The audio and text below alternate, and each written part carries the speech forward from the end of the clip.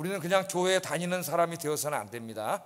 그냥 교회 다니는 사람이 아니라 이제는 예수님을 따르는 그 예수님의 삶을 따르고 예수님의 가르침에 순종하는 작은 예수가 되어야 돼요. 예수님의 제자가 되어야 됩니다. 오늘 본문은 예수님의 제자들은 어떻게 살아야 되는가 하는 것을 가르쳐주는 귀한 말씀이에요. 예수님의 제자들은 예수님의 제자가 아닌 세상 사람들과 구별되어서 어떻게 살아야 되는가, 오늘 본문이 그것을 가르쳐 줍니다. 오늘 이 말씀을 우리가 들으면서 나는 과연 예수님의 제자로서 이렇게 살고 있는가 자신을 돌아보고 오늘 예수님의 가르침처럼 참 예수님의 제자로 살아가시는 여러분 되기를 주의 이름으로 축복합니다. 자, 예수님이 길을 가고 있을 때에 어떤 한 사람이 예수님께 나왔습니다. 찾아 나와가지고 예수님께 뭐라 그러냐면은 어디로 가든지 내가 예수님을 따르겠습니다, 그렇게 고백을 했어요. 56절 한번 읽어보겠습니다. 시작.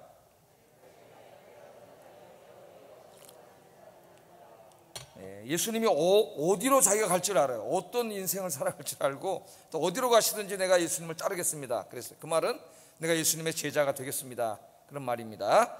오늘 본문에는 이제 어떤 사람이라고 나오지만 병행구절인 마가복음 8장 1절에 보면은 이 사람이 서기관이었다는 걸 알 수가 있어요. 다음 병행구절도 한번 읽어보겠습니다. 시작. 선생님이 어디로 가시든지 저는 따르리이다. 자, 여기 서기관입니다. 이 한 사람은 다른 사람이 아니라 서기관이에요. 자, 당시에 서기관 그러면 두 종류의 서기관이 있었습니다. 두 종류의 서기관이, 한 부류의 서기관은 예루살렘 성전에서 제사장들을 돕는 고급 관리로서의 서기관들이 있었어요. 그래서 예루살렘 성전에서 일하는 사람들입니다. 그런 서기관들이 있었는데, 또 다른 서기관들은 예루살렘 성전이 아니고 그냥 지방에서, 각 지방이 많잖아요. 각 마을 동네에서 하나님의 율법을 필사하고 유대의 전통을 가르쳤던 그런 지방 하급 관리로서의 서기관들이 있었어요. 그러니까 저 중앙에 예루살렘 성전에 있는 서기관들은 굉장히 화려하고 높은 직급에 있는 사람들이고, 유대 사회에서 또 다른 서기관은 동네에서 이제 율법을 필사하면서 동네 사람들에게 하나님 말씀 가르치고 유대교의 전통을 가르치고 그런 서기관들이 있었다는 거예요. 아마 오늘 여기 예수님을 찾아와가지고 제자가 되겠다고 자처한 이 주인공은 지방의 하급 관리로서의 서기관이었던 것 같습니다.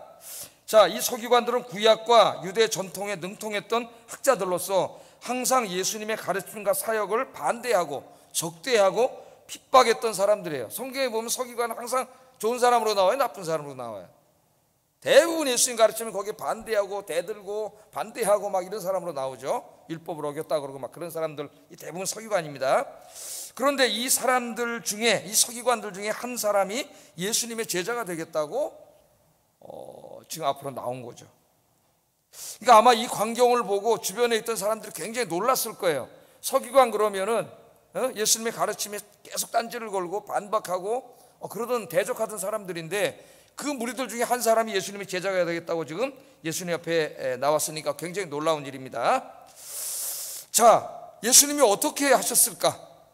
그 맨날 대적하고 자기를 핍박하고 못살게 굴고 말꼬리 잡고 율법의 해석에 틀렸다는 등 맨날 이런 사람들인데, 그 사람 중에 한 사람 내가 예수님 제자가 되겠습니다 나오니까 예수님이 그럼 굉장히 기뻐하실 것 같죠?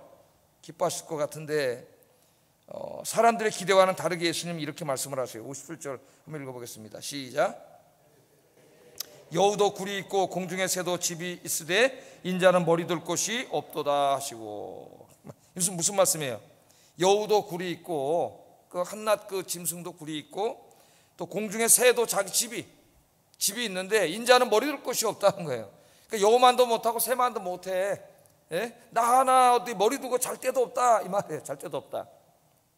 그러니까 이 말씀은 거절의 말씀이에요, 받아주는 말씀이에요. 이 사람 제자가 되겠다는, 실질적으로 거절하는 거죠. 나도 예수님 따라다니면서 제자가 되겠습니다 그랬더니, 야, 여우도 굴이 있고 새도 자기 집이 있는데 인자는 머리 둘 곳도 없다. 나 하나 머리 둘 곳도 없는데 너까지 내가 어떻게 거두겠느냐 하니까 거절하는 말씀이에요. 자, 단지 이 이야기가 한 사람은 제자가 되려고 하고 예수님은 그것을 거절하는 것이라면은 이 이야기를 성경에 기록할 이유가 전혀 없었을 거예요. 여기에는 표면적 이해를 넘어서는 심오한 제자도에 대한 가르침이 있습니다. 이 말씀 속에. 자, 이 서기관 예수님을 뭐라고 부르고 있어요? 지금 선생님이라고 부르고 있어요. 랍비. 히브리 말로 하면 랍비라고 부르고 있는데, 이 사실에 주목해야 됩니다. 이 서기관은 예수님의 설교, 하나님 나라의 설교를 들으면서 이 예수님이 율법을, 자기들이 알고 있는 모세 율법을 자기 서기관의 전통에 따라서 해석하는 사람이 아니라 전혀 새롭게 해석하는 사람이구나, 그렇게 자기가 이해를 한 거예요.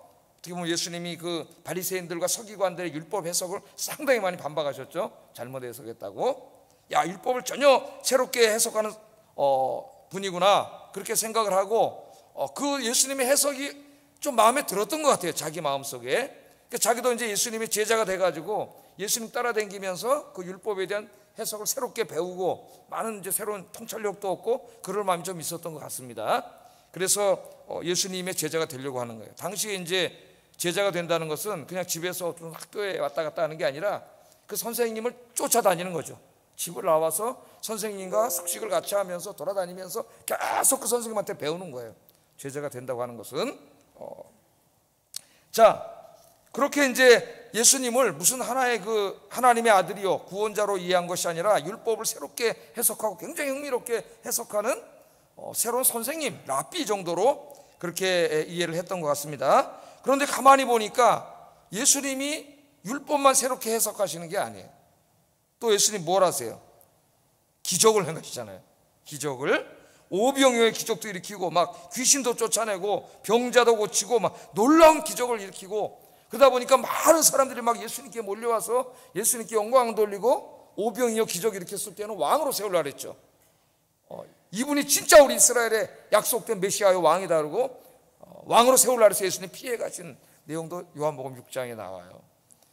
서기관이 가만히 보니까 율법에 대한 해석도 그냥 캐캐 묻고 아무 재미도 없고, 아주 치리한 그런 바리새인들, 서기관의 전통 해석이 아니라 한 번도 듣도 보지 못한 진짜 엄청난 율법 해석을 하시는데, 이분이 그것만 아니라 막 귀신도 명함 쫓겨나고 병자도 일어나고 바닷물도 잔잔하고 오병이의 기적도 일어나고 막 사람들이 막 반대하는 사람도 있었지만 많은 사람들이 막 예수님 왕으로 세우고, 이런데 한껏 고무된 것 같습니다, 이 서기관이. 그래서 내가 이 지방에서 몇 푼 되지도 않는 이까지 몇 푼 받아 먹고 이거 서기관짓 하는 것보다 저 양반 제자가 돼갖고 따라다니면 율법도 새롭게 배울 뿐만 아니라 이 많은 영광을 누리고 인생보다는 훨씬 나은 영광을 얻으면서 살 수 있겠다, 이런 마음을 가지고 예수님의 제자가 되겠다고 그렇게 찾아왔습니다. 그랬더니 예수님이 제자로 받아들이지 않았어요. 인자는 머리 둘 곳이 없다 그러잖아요. 그게 무슨 말이에요? 이 사람이 예수님의 제자가 되려고 하는 그 동기가 잘못된 거죠. 예수님의 제자가 되면은 예수님 쫓아다니면서 율법도 새로 배우고 사람들에게 영광도 받고 또 잘하면 이제 높은 지위에 올라갈 수도 있고 굉장히 그냥 지방 하급 관리보다는 훨씬 낫겠다 하는 그런 생각을 가지고 예수님의 제자가 되겠다고 했다면 그것이 잘못됐다는 것을 예수님께서 가르치고 주고 있습니다. 그래서 여기서 중요한 게 뭐냐면은 예수님이 첫 번째 가르쳐 주는 것은 예수님의 제자도예요. 제자도.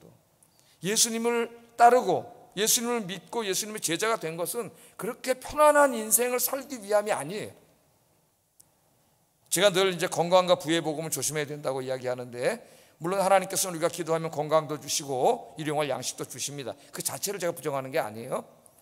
우리가 기도하면 그것도 주세요. 그러나 우리의 기도와 주님을 섬김의 목적이 그게 돼서는 안 된다 그랬죠.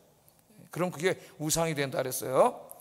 우리가 예수님을 믿고 교회 나와서 예배하고 기도함이 여기에 나와서 진짜 내 자신의 어떤 개인적인 이익을 얻고 내가 뭐 물질적으로도 많이 이렇게 축복을 받고 돈도 많이 벌고 하는 사업도 잘 되고 더 건강하고 부족함이 없이 그런 것만 생각한다면 우리는 잘못 생각하고 있다는 거예요.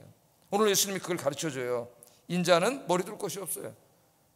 그 제자들의 선생님인 예수님은 여우도 굴이 있고 새도 집이 있는데 머리 둘 곳이 없어요.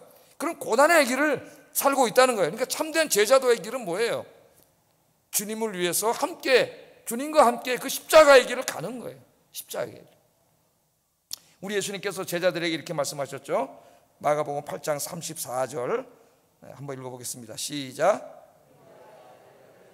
누구든지 나를 따라오려거든 자기를 부인하고 자기 십자가를 지고 나를 따를 것이니라. 아멘. 이제 여기 와서 금요기도회 정도 하시는 분들은 이미 예수님의 제자가 다 되신 분들이죠. 그러므로 우리는 예수님의 제자로서 우리가 어떻게 살아야 되는가를 깊이 생각해 봐야 됩니다. 예수님 제자들에게 하신 말씀이 뭐냐면은 나를 따라오려거든, 내 제자가 되려거든 자기를 부인하고 자기 십자가를 지고 나를 따르라, 그렇게 말씀을 해주셨어요. 주님의 몸된 교회와 복음과 하나님의 나라를 위한 자기의 헌신적인 수고, 희생, 자기의 모든 삶을 드림, 그것을 의미하는 것이죠. 예수님의 제자가 된다는 것은 뭐 인간적으로 편안한 삶을 사는 게 아니에요. 나 예수 믿고 편안하게 살아야 되겠다. 그게 맞는 말인 것 같아요? 틀린 말인 것 같아요? 어떻게 보면 맞는 말인 것 같죠? 우리가 예수님 잘 믿으면 하나님 평안을 주십니다. 근데 그 평안과 나 예수 믿고 그냥 인간적으로 편안하게 그냥 그렇게 살아야지 복도 많이 받고, 그냥 잘못된 거예요. 우리가 예수님을 믿고 제자가 된다는 의미는 그 십자가를 지겠다는 거예요. 사명의 십자가, 복음과 교회를 위한, 하나님 나라를 위한 십자가, 그 수고와 눈물, 땀, 헌신, 자기 희생, 그런 것을 의미합니다. 여러분들 이런 의미에서 참된 제자가 되시기를 주의 이름으로 축복합니다. 뭐 이렇게 이제 우리 하늘을 보면, 제가 지난주에도 얘기했지만은 우리 집사님들이 오셔가지고 토요일 하루 종일 와서 막 이 전등을 달고 땀을 뻘뻘 흘리면서 막 내일도 또 아침에 오셔가지고 이제 아침부터 또 하루 종일 달려고 생각하고 있는데, 그 돈 준다고 그 일을 하겠어요? 할 수 없는 거죠. 주님의 교회를 더 밝게 하고 성도들이 더 좋은 환경에서 예배드리게 하기 위해서 다 하루 종일 주말을 계속 몇 줄 그냥 하나님을 위해서 다 드리는 거죠. 그런 게 다 뭐예요? 자기 희생과 헌신이, 자기 희생과 헌신. 참된 주님의 제자의 삶은 바로 그런 겁니다. 이 교회를 섬기고 이 교회가 은혜로운 교회가 되고 성도들이 와서 예배드리고 찬송하고 교육하고 서로 교제하고 이런 아름다운 공동체를 만드는 것은 그냥 저절로 되는 게 아니에요. 한 사람 한 사람의 눈물의 기도와 희생과 헌신, 섬김으로 되는 줄로 믿습니다. 주님의 교회와 복음을 위하여 자기 십자가를 지는 여러분 되기를 주의 이름으로 축복합니다. 자, 두 번째, 예수님께서 이제 참 제자도에 대해서 가르친 거예요. 이게 예수님의 제자가 된다는 의미를 잘못 알고 있다. 제자가 돼서 막 영광을 누리고 막 이 땅의 것이 잘 되고 막 편안한 인생을 살고 막 복 받고 그런 게 아니라는 거예요. 참된 제자가 되려면 십자가를 져야 된다. 굉장히 지금 제자가 되는 설교에 굉장히 심오한 설교를 하신 거예요. 심오한 설교를.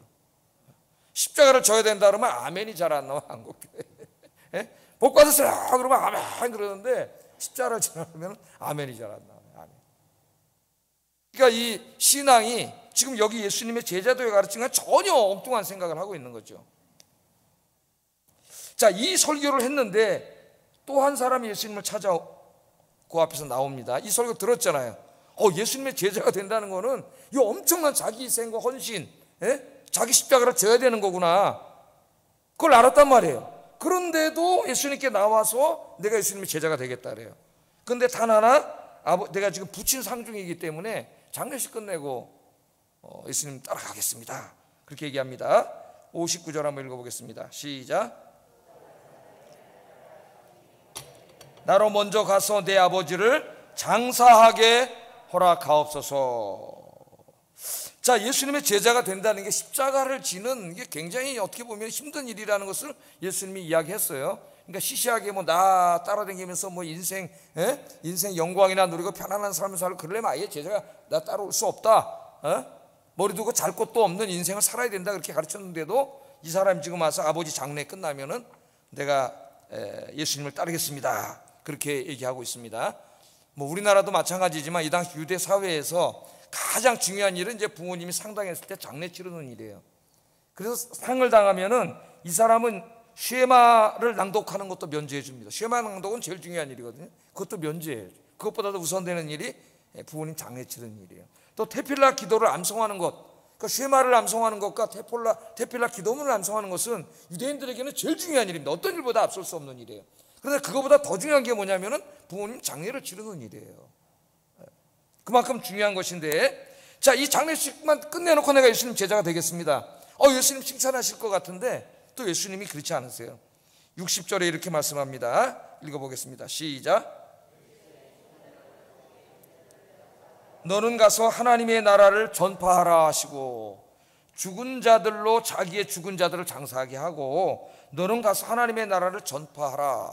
그렇게 예수님께서 말씀하셨죠. 장례 치를 사람들은 거기 있는 사람들로 장례 치르게 하고 너는 나를 따라다니면서 하나님 나라 복음을 전파하는 일을 해라. 그렇게 말하는 거예요. 그래서 어떤 이 말씀을 들으면 굉장히 충격적인 말씀입니다. 부모님이 상중인데 그 장례식 치르고 예수님 따라오겠다 그러는데 그 장례식은 나머지 사람 가족들에게 맡기고 너는 나를 따르라 이렇게 말씀을 했으니까 이 말씀을 우리가 피상적으로 잘못 들으면 기독교가 어떻게 되겠어요? 이 부모 장례도 안 치르는 이런 인간들이 어디냐 이렇게 되겠죠. 우리 기독교 오해받아가지고 조선 말에 그 제사를 안 지낸다 해서 엄청난 박해를 받았잖아요. 여러분 이제 자산어보라는 영어가 있어요. 한번 보세요. 꼭 자산어보 굉장히 재밌습니다. 거기 이제 가톨릭 정약용 형제들 박해를 받는데 그 제사 때문에 이제 엄청나게 박해를 받고 많은 사람들이 순교를 하게 되지요. 자, 예수님이 지금 아버지 장례 치르지 말라는 얘기일까요? 그럼 예수 믿는 사람들은 부친상을 당하면 장례를 치르지 않고 주일날도 부친상을 당하면 예배 와야 되고 교회 와야 되고 봉사해야 되고 선교해야 되고 장례식은 딱 안 믿는 사람들에게 내비두고 그렇게 하라는 말씀인 것 같습니까? 절대로 그런 의미가 아니에요. 예수 믿는 사람도 상을 당하면 부모님 장례식을 치러야죠. 장례식장에 있어야죠. 그걸 지금 예수님이 하지 말라는 말씀이 아니에요. 자, 그러면 예수님의 가르침의 의미는 무엇일까? 이 말씀의 핵심은 삶의 우선순위에 관한 가르침입니다. 우선순위. 그러니까 예수님은 장례 치르지 말라는 게 아니에요. 장례가 나면 장례를 해야 돼요. 지금 예수님은 무엇을 말씀하고 계시는가 하면은 유대인들 사회에서 가장 최우선 순위가 부모님 장례를 치르는 것이죠. 그게 틀렸다고 말하는 게 아니에요.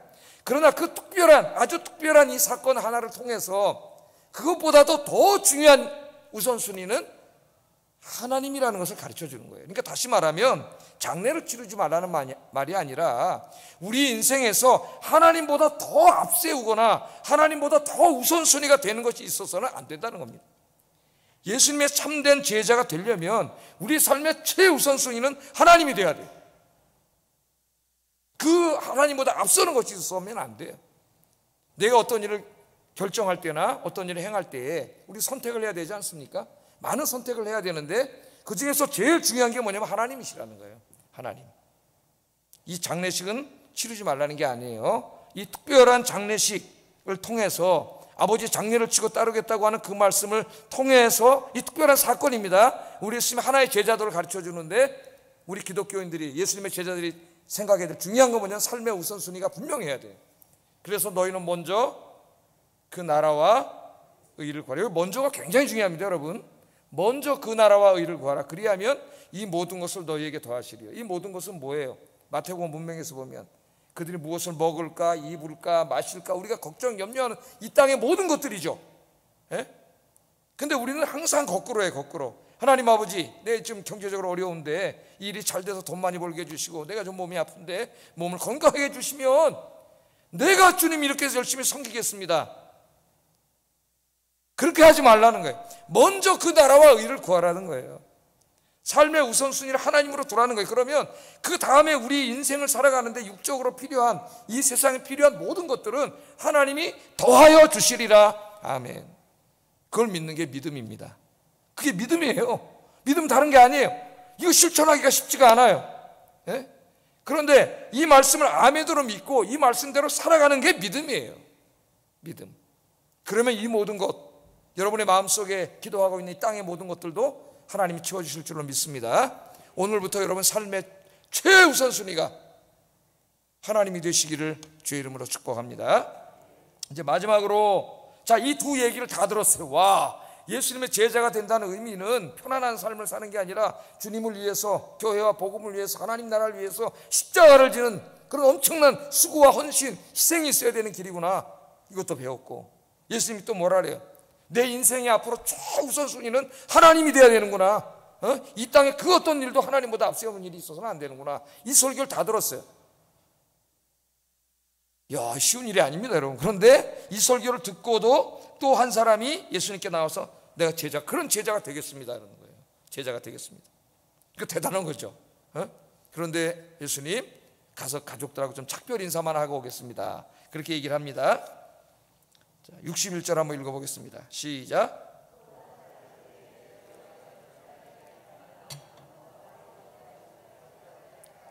예, 굉장한 거죠. 이 설교를 다 듣고도 예수님의 제자가 되겠다 그랬으니까. 예수 믿으면 잘 됩니다, 복 받습니다, 건강합니다, 만사형통합니다, 이래서 내 예수 믿겠습니다가 아니라 예수님을 믿으면 이제 주님이 걸어가신 십자가의 길을 가야 하고 내 인생의 세상에 그 어떤 것보다도 하나님을 최고 우선순위에 두고 살아야 된다고 하는 이 설교를 듣고 아멘, 나는 주님의 제자가 되겠습니다 했으니까 이거 굉장한 사람이죠. 그럼 예수님 받아줄 줄 알았는데 예수님 62절에 또 이렇게 말씀을 하세요. 한번 읽어보겠습니다. 시작. 하나님의 나라에 합당하지 아니하니라 하시니라. 아멘. 손에 쟁기를 잡고 돌아보는 자는 하나님의 나라에 합당하지 아니하시니. 이것도 오해하면 안 됩니다.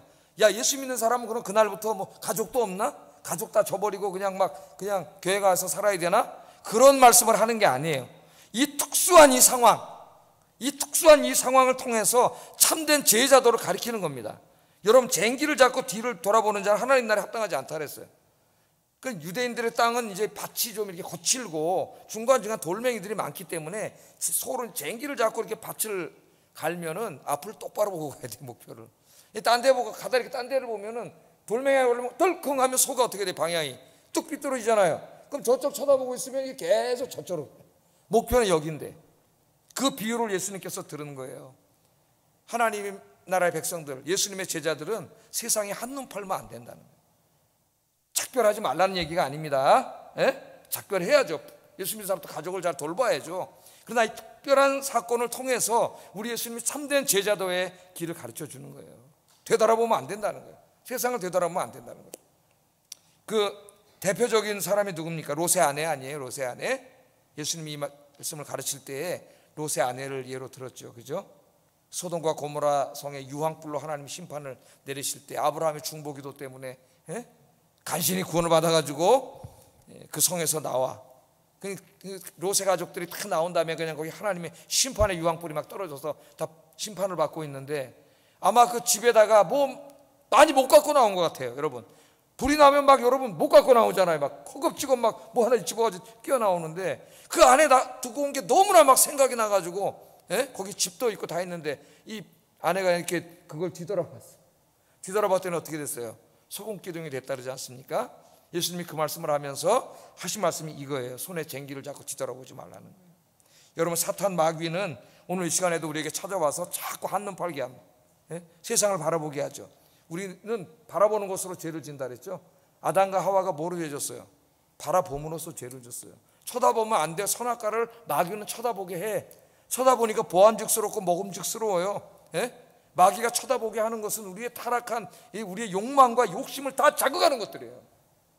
그래서 우리가 자꾸 어떻게 신앙생활 주님만 바라보고 가야 되는데 자꾸 두리번거린단 말이에요. 세상을 두리번거려요. 그러면 그 사람은 하나님 나라에 합당하지 않다는 거예요. 그러므로 이제 주님의 제자들은 어떻게 해야 돼요? 한눈 팔지 말고, 세상에 한눈 팔지 말고 오직 십자가에 주님만 바라보고 가야 된다. 주님만 바라보고. 여러분, 빌립보서 3장 13절 14절 한번 읽어보겠습니다. 시작. 오직 한 일, 즉 뒤에 있는 것은 잊어버리고 앞에 있는 것을 잡으려고 표대를 향하여 그리스도 예수 안에서 하나님이 위에서 부르신 부름의 상을 위하여 달려가노라. 아멘. 사도 바울이 너무나 잘 알고 있죠. 여러분도 여러분 다 경험하는 거 아닙니까? 조금만 내가 신앙적으로 게으르면은 너무나 많은 걸 보여줘요, 마귀가. 이 금요일 날도 여기 와야 되는데 여기 못 와. 자꾸 세상을 바라보면은. 수예배도 못 와요. 자꾸 세상을 바라보면은. 오직 표대를 어디다 세워야 돼? 십자가에 죽으시고 부활하신 예수님께 표대를 정해놓고 바울도 달려갔다는 그 위대한 사도도 그 목표를 정확하게 세워놓고 십자가에 예수님을 바라보지 않으면 자기도 자꾸 한눈 팔게 되는 거예요. 왜? 인간이기 때문에. 우는 사자처럼 마귀가 삼킬자를 찾기 때문에. 그래서 오늘부터 여러분, 세상에 한눈 팔지 말고 쟁기를 잡고 뒤돌아보지 말고 오직 십자가의 주님만 바라보고 달려가는 주님의 참된 제자가 되기를 주의 이름으로 축복합니다. 기도하겠습니다. 예수님의 우리는 이미 제자가 됐습니다. 금요기도 오시는 여러분들은 얼마나 훌륭한 제자입니까? 근데 우리 예수님께서 세 가지, 제자들은 이렇게 살아야 된다, 오늘 세 가지를 가르쳐 주셨어요. 주님을 위해, 교회와 복음을 위해 수고하고 헌신하는 삶, 자기 십자가를 지는 삶을 살게 하소서. 두 번째, 나의 삶의 최우선 순위가 주님과 주님이 맡기신 사명이 되게 하소서. 세 번째, 세상의 안노 팔지 말고 오직 십자가의 주님만 바라보고 달려가게 하소서. 이 세 가지입니다. 제자도 굉장히 중요한 거예요. 기도하겠습니다.